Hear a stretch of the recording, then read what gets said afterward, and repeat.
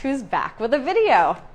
I know it's been a little bit, but here we go. I'm going to talk about, because it's been all over the media, particularly this weekend, the NAR settlement and how it has affected how real estate agents are compensated in a transaction. So let's go back in time to about 5 weeks ago, and because our changes actually happened in New Hampshire a while ago. We've been practicing this for a while. So about 5 weeks ago, as a listing agent, I would go into your house, I would present you with the contracts, and we would talk about compensation. So I'm not allowed to really talk about the numbers too much, but let's say that as they're saying on the media, most agents are compensated between 5 and 6%. And so that amount would come off of the contract price of the house, and that would be paid at the closing. And then as a listing agent, it would be my decision how much, and my brokerage also, because we've got standards in our brokerage, but it would be my decision how much the buying agent gets paid. And that's basically how it worked. So we're just going to use example numbers.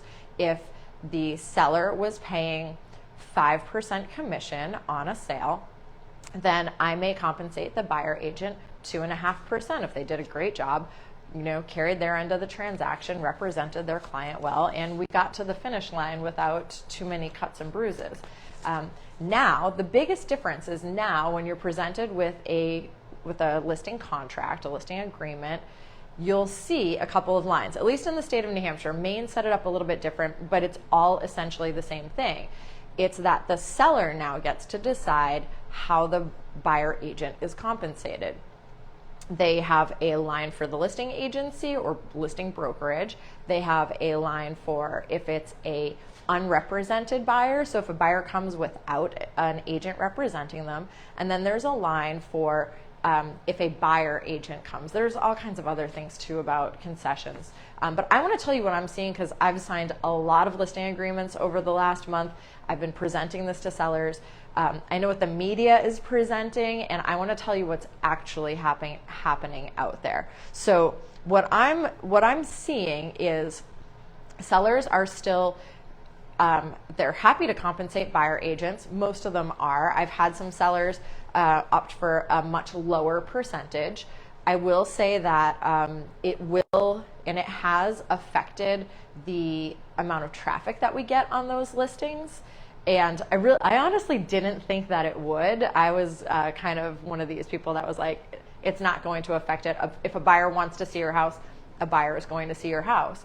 But the reality of it is that if it's a $400,000 house, which is kind of a first-time home buyer type price point right now in this market, and a buyer agent has a agreement with their buyer that says that they're going to be compensated 2.5%, and the buyer now has to compensate their agent for their representation, which I think is totally fair.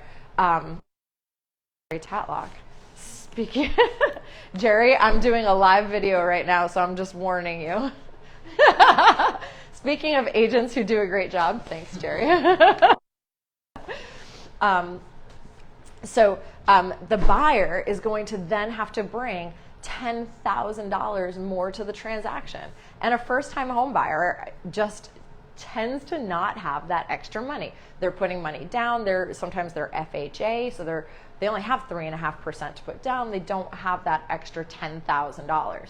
What I'm actually seeing in the real world is that the sellers that are not compensating buyers agents at a level of, let's say, 2 to 2.5%, because this is just what I'm seeing, the buyer agent, when they write an offer on the house, is then including their commission in that offer, and they absolutely can do it in our states. So if they write an offer, let's say the offer is for $400,000, then at the end of the offer it says that the buyer agent will be compensated a total of 2.5%, whatever it is, and that is 100% what I'm seeing in this market. So people that are out there saying that, oh, you know, sellers are going to save a lot of money. When a seller has a contract in front of them and they're seeing exactly how much money they're getting for their house, and this agent that's representing them, I'm live, sorry, once you can come in, you're just going to be on a live video. The agent that is representing them wants to be compensated, and the buyers aren't able to do that compensation. Something's going to have to give. So that's basically what I'm seeing. That's how it's working. Let me just look and see if there's any other notes that I took down. One other thing to really keep in mind, because I am seeing a lot of mistakes out there on contracts. I'm seeing some bad representation right now.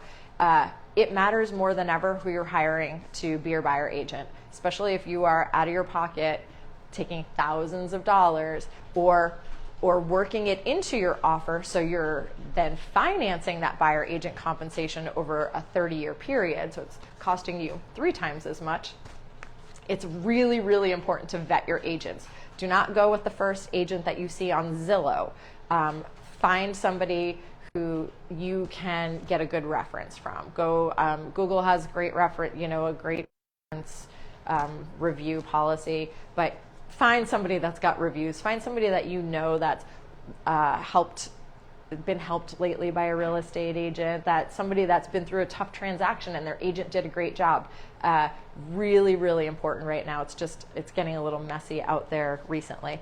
Anyway, I got to go take care of this escrow check, and I will be back with videos. We're getting back into the school year, getting back to a little bit more free time in my life, and y'all have been asking for it, so I will bring them. If you have questions, please feel free to message me. If there's something you'd like to see me speak about, please feel free to message me. I'm happy to help educate, and I don't always have the answers. I'm not always right, but I will get them for you.